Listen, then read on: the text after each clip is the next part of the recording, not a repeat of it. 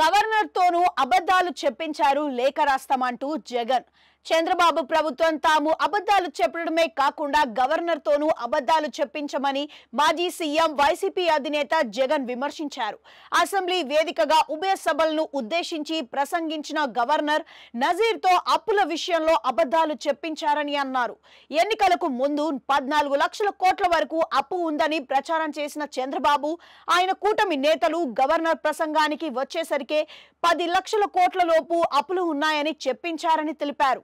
అయితే ఆర్థిక survey, RBI నివేదికలు, కేంద్ర బడ్జెట్లో రాష్ట్రాల అప్పుల ప్రస్తావన, కేంద్రం ఏటా ఇచ్చిన ఆర్థిక నివేదికలు, కాగ్ లెక్కలు వంటి వాటిపై గమనిస్తే రాష్ట్రంలో ఉన్న అప్పు 4.27 లక్షల కోట్లేనని, కార్పొరేషన్లు, విద్యుత్, డిస్కామ్లు సహా అన్ని రూపాల్లోనూ చేసిన అప్పులు చూస్తే 7.2 లక్షల కోట్లేనని కాగ్ చెప్పిందని, ఈ విషయాలను, ఈ వాస్తవాలను చంద్రబాబు దాచిపెట్టారని, మరి ఈ నిజాలను గవర్నర్ కూడా పరిశీలించకుండానే వారు ఇచ్చింది చదివారని అన్నారు.